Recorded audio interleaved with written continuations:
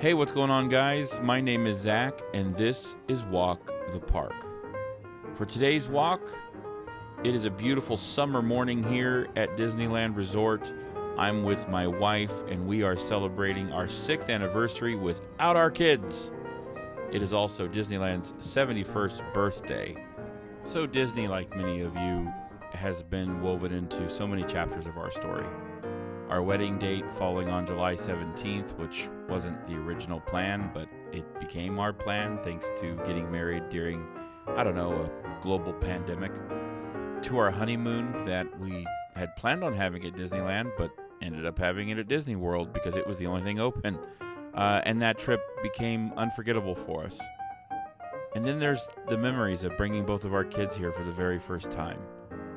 It's just one of those places that seems to keep growing right alongside our family. And so today, we left our kids with family, and we set an early alarm, and then we rope dropped California Adventure. We gave ourselves about 4 hours to see how much we could really fit into this morning, and I gotta tell you, we packed it. So without further ado, let's go for a walk.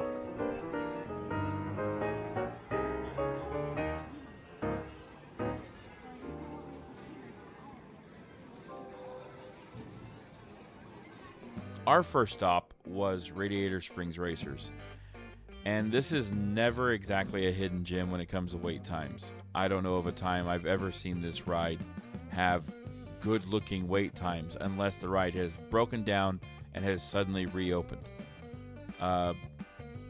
It is definitely something worth building a bit of your morning around. Cars Land opened back in 2012, and Radiator Springs Racers has been the headliner ever since. Honestly, after all these years, the scale of this place is still absolutely incredible.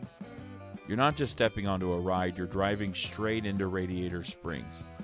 It's absolutely fantastic. The queue gave us a little bit of a slowdown, and really all that does for me is give me time to enjoy the details before going on the race.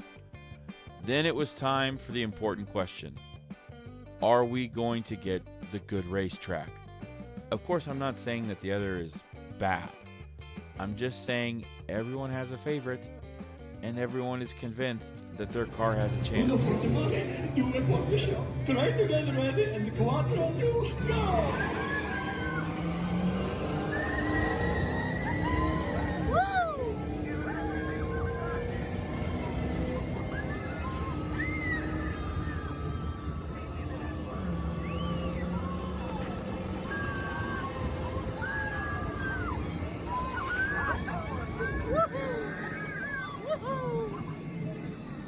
So after all the fun and excitement at Radiator Springs, we decided to head through the waterfalls of Grizzly Peak and on over to Soarin'.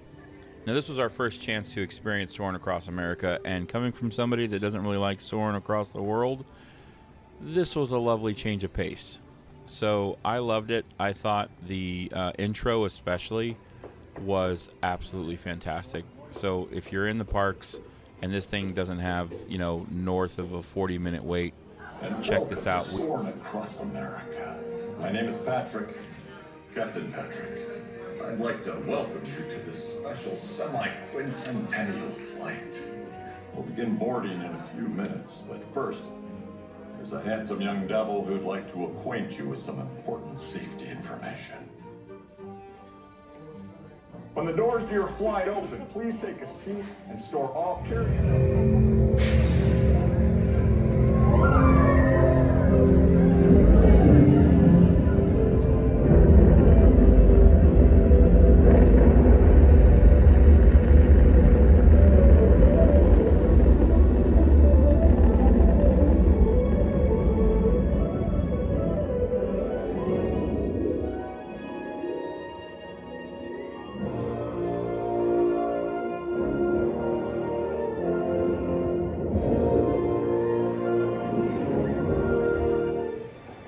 From the sky, we decided the next logical move was to get absolutely soaked.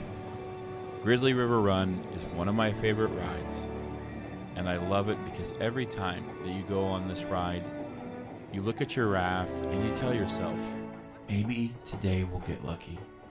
And guess what? You are never that lucky. There is a very specific moment on this ride when you realize that the splash is not going to miss you. And you just have to accept your fate. I don't know of another ride I don't laugh harder on. This, I don't know. It's fantastic. We were wet, we were laughing, and it somehow wasn't even noon.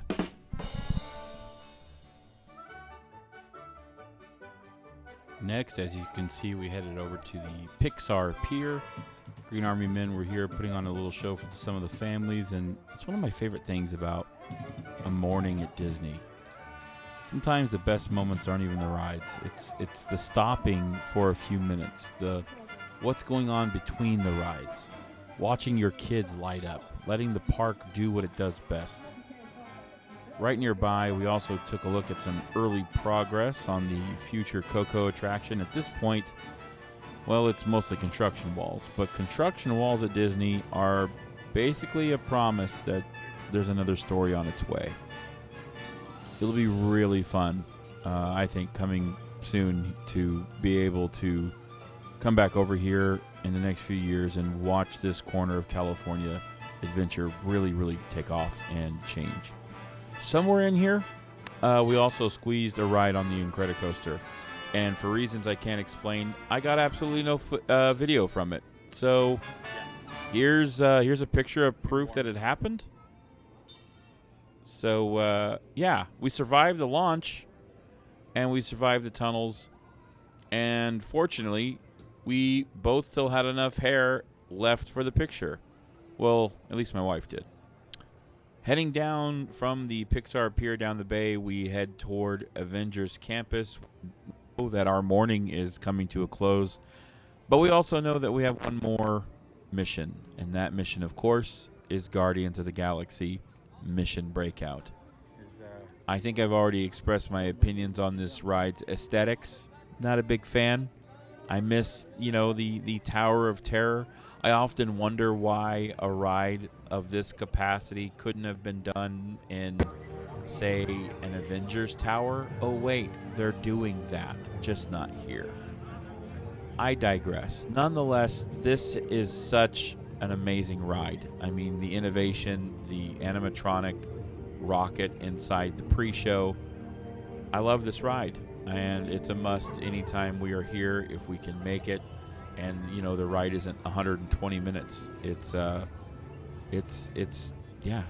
fantastic ride. Anything that can get my 300-pound butt up off the ground and floating into space, it's an experience worth having. So, a good way to sum up our morning.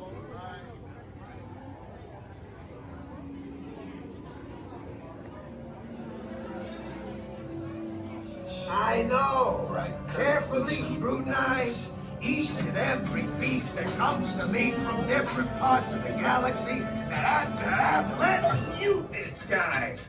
Hearing your incessant blathering on a constant loop was big motivation for me to escape. I go, ow! Ow! That was not part of the plan. What? Of course I escaped. For those of you who have not been paying attention, the name's Rocket, one of the Guardians of the Galaxy. The smart one. Listen up. He's gonna put you on a gantry lift for your tour. I'm gonna sneak on top of your lift and take us all the way to the big old generator control room. By this point, it is officially afternoon, and we've already managed to fit quite a bit in our day.